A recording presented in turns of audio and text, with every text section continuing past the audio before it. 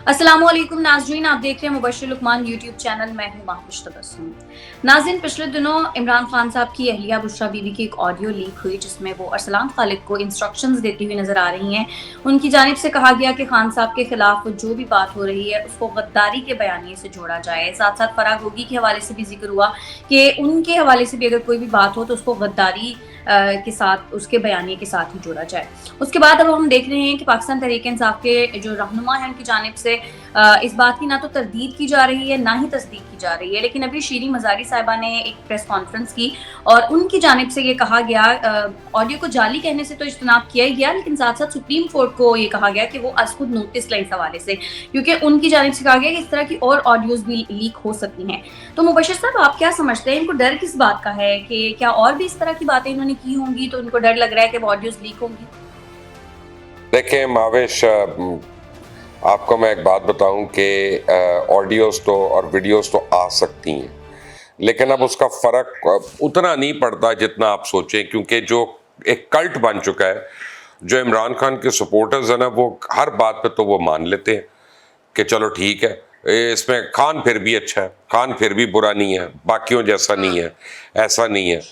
अब फरा बीबी कह रहा हूँ, ये बुशरा बीबी का आप केस ले लें।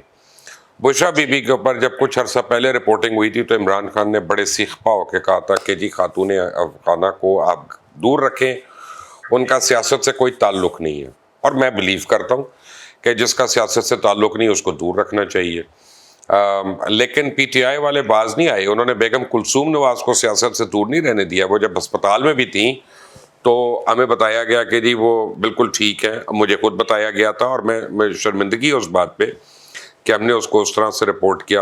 हालांकि हमने अपनी तरफ से चेक किया, तो हमने जिन सोर्सेज से हमने चेक करना, तो ऑब्वियसली पीएमएलएन के लोग तो हमसे कन्फाइड नहीं करते थे, बात नहीं करते थे, तो उन्होंने वही बात कंफर्म की, तो वो एक मजबूरी थी। अब दूसरी बात ये हुई कि उसके बाद कई मिनिस्टर्स आए और उन्होंने कहा कि जी बुशरा बीबी के ऊपर बात ना करें, बुशरा बीबी तो ये है। तो हमें तो ये बताया गया कि बुशरा बीबी सौम व सलात की पाबंद हैं, वज़ाइफ की पाबंद हैं, और वो उनका वक्त या इबादत में गुजरता है या इस तरह की चीज़ों में गुजरता है। अब ये जो ऑडियो लीक हो गई, अभी तक तो पीटीआई ने इसको डिनाई भी नहीं किया। सबसे पहली बात, इमरान खान ने डिनाई नहीं किया, बुशरा बेगम ने डिनाई नहीं किया, उनके किसी करीबी अजीज व कारिब ने डिनाई नहीं किया, उनके किसी पार्टी के बंदे ने डिनाई नहीं किया।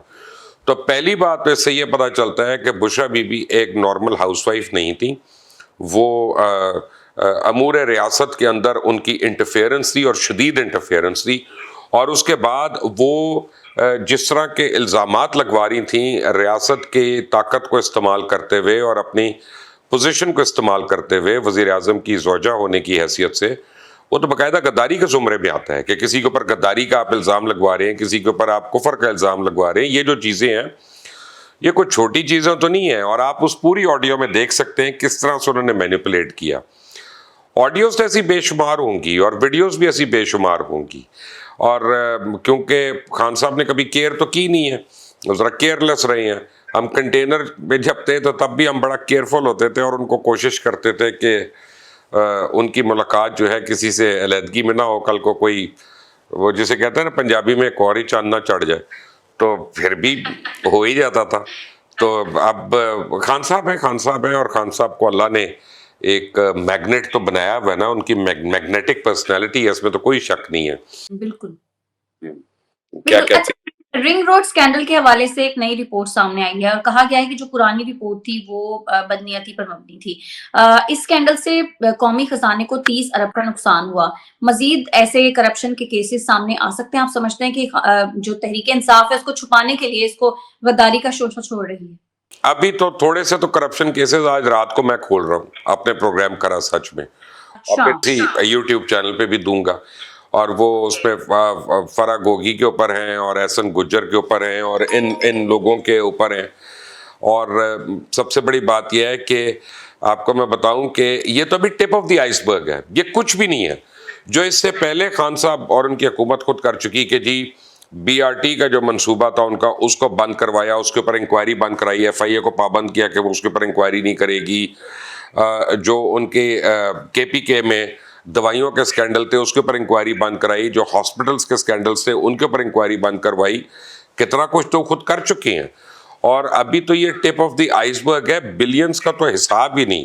دیکھیں آپ کو ماوش میں اس کا ایک حساب بتاتا ہوں, بڑا چھوٹا چھوٹا حساب, کہ پاکستان کی تاریخ میں سب سے زیادہ قرضے جو ہیں پچھلے 4 سال میں عمران خان کی حکومت نے لیے.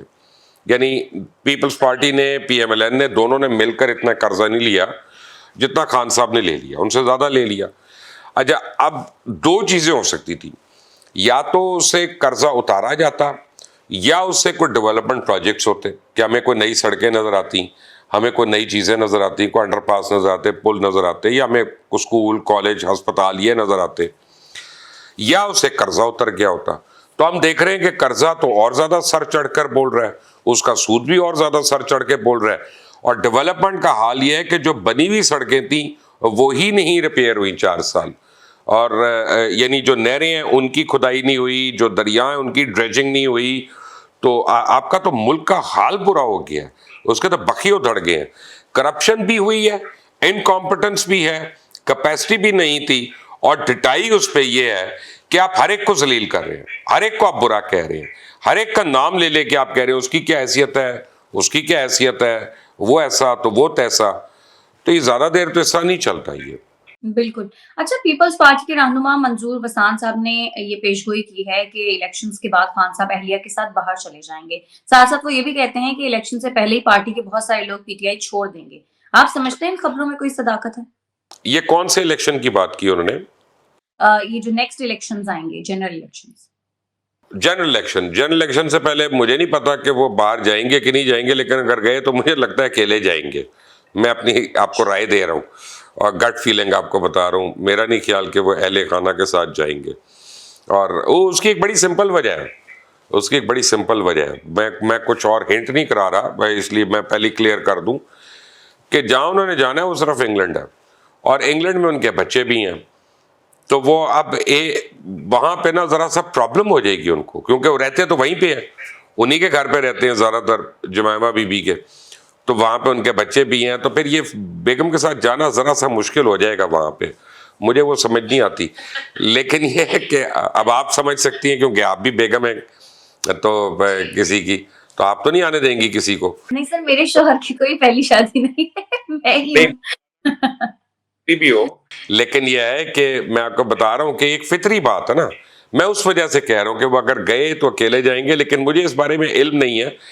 لیکن میں آپ کو ایک بات بتا دوں کہ خان صاحب بہت سیریس سچویشن میں اس ملک کو لے آئے ہیں, اور وہ یہ چاہتے ہیں کہ اس ملک میں جمہوری نظام ٹوٹل پیک اپ ہو جائے, اور کسی طرح مارشل لا لگ جائے, ایمرجنسی آ جائے, فوج کو آنا پڑے, تاکہ نہ میں نہ کوئی اور نہ کھیڈاں گے نہ کھیڈن دیں گے, تاکہ میں یہ کہہ سکتا ہوں دیکھو انہوں نے تو پہلے کا پلان بنایا ہوا تھا, تو مجھے تو رہنے نہیں دینا تھا, تو لوگوں نے مجبور کر دیا تو ان کو خود آنا پڑ گیا.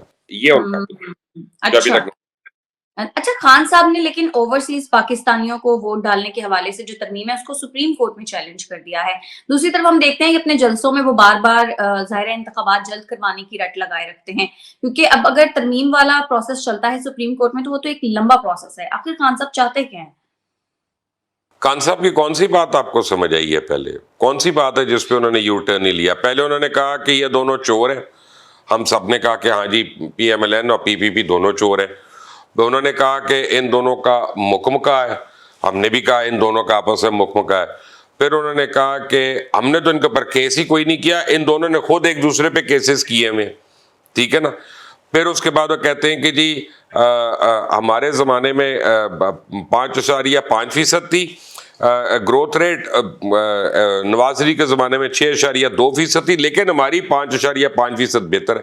ہر بات پہ تو وہ نفی کر دیتے ہیں, ان کی کون سی بات انسان مانے؟ چلے مجھے یہ بتا دیں آپ, پھر آگے چلتے ہیں کہ جس کی انہوں نے کانٹرڈکشن نہ کی ہو. دیکھیں یہ جو الیکشن کمیشن کی کے خلاف ایک کیمپین انہوں نے کی ہوئی ہے, اور جو الیکٹورل ووٹس کے لیے یہ اوورسیز پاکستانیوں کے ووٹس کے لیے کی ہوئی ہے نا, یہ بے تو کی بات ہے, یہ اس طرح کی بات ہے کہ میں اب اگر میں حکومت میں نہیں ہوں تو میں اب یہ نعرے مار رہا ہوں کہ میں آ گیا تو ملک میں ہر ایک کو میں 50,000 روپے مہینے کا وظیفہ دوں گا, اور گھر بیٹھے آپ کو ملے گا یہ. اب وہ کیسے ملے گا, کیا ہوگا؟ آپ نے یہ کہہ دیا کہ اوورسیز پاکستانیز کو ووٹ کا حق ہے, بھائی وہ ووٹ پڑے گا کیسے؟ وہ جن مشینوں کی آپ بات کریں ان مشینوں پہ تو اپنا 2 نمبری بہت ہے. پوری دنیا میں جس ملک میں وہ استعمال ہوئی ہیں اس کو کینسل کر دیا گیا, اس کو واپس کر دیا گیا. آپ کیسے کر لیں گے؟ تو سمجھ میں نہیں آتا خان صاحب چاہتے کیا ہے. میرا خیال ہے کہ روز وہ سوچتے کہ آج میں نے کیا تقریر کرنی, کیونکہ روز کر رہے ہیں, اس کے بعد وہ اگلی تقریر کا سوچتے ہیں. یہ بھول جاتے ہیں کہ پچھلی تقریر میں انہوں نے کیا کہا تھا, کیا کمٹ کیا تھا یا کیا نشاندہی کی تھی. تو یہ ڈے ٹو ڈے بیسس پہ ہو رہی ہے پالیٹکس.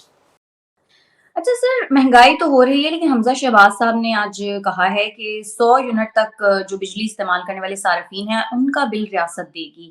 آپ سمجھتے ہیں کہ آنے والے الیکشن سے پہلے معاشی بحران سے نکلا جا سکے گا؟ ویسے آپ تو کافی پر امید ہیں کہ ایسا ہو سکتا ہے, لیکن کیسے ہوگا؟ میں ہوں, لیکن یہ 100 یونٹ والی بات مجھے سمجھ میں نہیں. سب سے پہلے تو کہ جو فری یونٹس تمام لیسکو وابڈا کے جتنے بھی امپلائیز ہیں ان سب کو جو ملتی ہے نا فری بجلی, وہ تو بند ہونی چاہیے فوری طور پہ, کیونکہ نہ یہ لوگوں کو کی داد رسی کرتے ہیں, نہ کمپلینٹس ایڈریس کرتے ہیں, چوری یہ کرتے ہیں, ڈاکے یہ مارتے ہیں اس ملک کی معیشت پہ, اور لوگوں کے گھروں پہ لوگوں سے رشوتیں لے رہے ہوتے ہیں, ان کو فورس کر کے کہ ان کے میٹر کاٹ دیتے ہیں. یہ بہت ظلم کرتے ہیں وابڈا والے جو ہے, اس میں کوئی دو رائے نہیں ہے. پہلے تو ان کی مفت کی بجلی ختم ہونی چاہیے. ان کی پینشنوں کے اوپر بھی سوالیہ نشان ہے. میں ابھی تو نہیں اس پہ بات کر رہا. میں یہ سمجھتا ہوں کہ حمزہ شہباز کو ایک اور بات کرنی چاہیے. 100 یونٹ 50 یونٹ سے کچھ نہیں ہوتا. جس گھر میں 2 بلب جل رہے ہوں گے نا, وہ بھی بیچارہ اتنی کنزیوم کر جائے گا, تو پنکھا بھی نہیں چلے گا. ان کو چاہیے کہ 3 مرلے تک جو گھر میں رہ رہا ہے اس کی بجلی فری کر دے, اور جو ہماری طرح جو بڑے گھروں میں رہ رہا ہے, میری طرح کسی اور کی طرح, اس کو ڈبل کر دے. بے شک چلے ہم روئیں گے پیٹیں گے, لیکن ہم دے سکتے ہیں, اللہ کا کرم ہے. وہ جو 3 مرلے تک گھر پہ رہ رہی ہے نا, وہ 100 یونٹ کیا وہ 150 یونٹ نہیں دے سکتے. ان کو کوئی فرق نہیں پڑتا اس سے ان کی زندگی میں. تو ہمیں بجائے سبسڈیز کرنے کے یا اس طرح کرنے کے, ہمیں چاہیے کہ ہم سلیبز بنا دیں کہ ہماری معیشت میں کون ہے جو حقدار ہیں مفت بجلی کے, مفت پانی کے, تاکہ ان کی زندگی آسان ہو. اور پیٹرول کے اوپر سبسڈی کے, کہ پبلک ٹرانسپورٹ ہے, بس ہے یا ویگن ہے, تو اس کو ڈیزل جو ہے وہ سبسڈی پہ ہونا چاہیے, تاکہ کرائے جو ہیں عام آدمی کے, مزدور کے, ٹھیلے پہ کام کرنے والے کے, وہ بیچاری کی کنٹرول میں ہوں. اور ہماری گاڑی کا پیٹرول اور مہنگا کر دے 10 روپے. بھائی ابھی بھی میں آیا ہوں اسلام آباد سے پہنچا ہوں, رش ہی نہیں ختم ہو رہا تھا. تو کوئی یعنی گاڑی والوں کو پرابلم نہیں ہے الحمدللہ. دیکھا نا, جو پہلے 8,000 کا پڑوا رہا تھا ٹینکی فل, وہ 10,000 کی کروا رہا ہے, وہ 11 کی بھی کروا سکتا ہے. لیکن جو غریب موٹر سائیکل پہ 400 روپے کا پیٹرول پڑوا رہا ہے نا, وہ 600 کا نہیں دے سکتا. اس کے لیے زمین آسمان کا فرق ہے اس میں. تو میرا خیال ہے گورنمنٹ کو سوچنا چاہیے اپنی پرائیورٹیز کے اوپر. ایسا ہی ہے. اچھا سر, دعا زہرا کے حوالے سے اب میڈیکل بورڈ نے رپورٹ جاری کی ہے اور اس میں ان کی عمر جو ہے وہ 15 سال بتائی گئی ہے. اب کیا لگتا ہے آپ کو اس کیس میں آگے کیا ہو سکتا ہے؟ والدین کے لیے کوئی اچھی امید ہے اگر اس کی ایج 15 سال بتائی گئی؟ والدین کے لیے چھوڑے, ہمارے معاشرے کے لیے بہت بری چیز سامنے آئی ہے. سب سے پہلے یہ کہ فورینسک لیبارٹری, پولیس انویسٹیگیشن, وہ لوگ, وہ نکاح خاں, وہ نکاح رجسٹرار, جن ساروں نے اس لڑکی کو اغوا کرانے پہ مدد کی, جو ذمہ دار ہیں, ان کو بھی تو سزا ہو نا. پہلے ان کو بھی تو ٹانگے نا. جب تک یہ ہم ٹانگیں گے نہیں ان لوگوں کو جو اتنے گھنونے جرم کر رہے ہیں اور گینگز کے حوالے کر دیتے ہیں بچیوں کو اور بچوں کو, تب تک یہ کاروائی ختم نہیں ہوگی. اور سر ان کو کیسے سزا ہو؟ ابھی تو یہ بات ثابت ہی نہیں ہو رہی نا کہ اس کو اغوا کیا بھی ہے یا نہیں. بات یہ ہے کہ 15 سال کی جو بچی ہے وہ صرف اغوا ہو سکتی ہے نا, اپنی مرضی سے تو نہیں جا سکتی وہ. تو اس میں تو کوئی دو رائے نہیں ہے. اور میرا خیال ہے کہ اب عدالت کو خود سے سو موٹو اس کے اوپر لینا چاہیے, اور اس کے اوپر نیسیسری ایکشن بھی لینا چاہیے, اور کڑی سے کڑی سزا دینی چاہیے. لیکن سر عدالت اس سے پہلے ریمارکس دے چکی ہے. عدالت کہتی ہے کم عمری کی شادی کا کیس تو بن سکتا ہے, لیکن کڈنیپنگ کا تو بن ہی نہیں سکتا نا. بھائی بات یہ ہے کہ آپ جو مرضی کریں, آپ نے معاشرے میں کہیں نہ کہیں تو ریڈ لائن کو بنانی ہے نا کہ بھائی یہ کراس ہو گئی ہے. اب 14 اور 15 سال کی جو عمر ہے وہ کم عمری کے زمرے میں آئے گی کہ اغوا کے زمرے میں آئے گی؟ آپ کیا معاشرے میں اپنی بچیوں کو سبق دے رہے ہیں؟ ایسا ہی ہے. اللہ سب کی بچیوں کو محفوظ رکھے. بہت شکریہ. जी जी बिल्कुल, बच्चों को भी। बहुत शुक्रिया आपका मुबश्शिर लुकमान साहब आज के लिए। नाज़रीन, आज के प्रोग्राम से इतना ही। अगर आपको हमारी वीडियो पसंद आती है तो हमारे चैनल को करें लाइक, सब्सक्राइब और शेयर, और अपनी कीमती राय से हमें ज़रूर आगाह कीजिएगा अपने कमेंट सेक्शन में। इजाज़त दें, अल्लाह हाफ़िज़।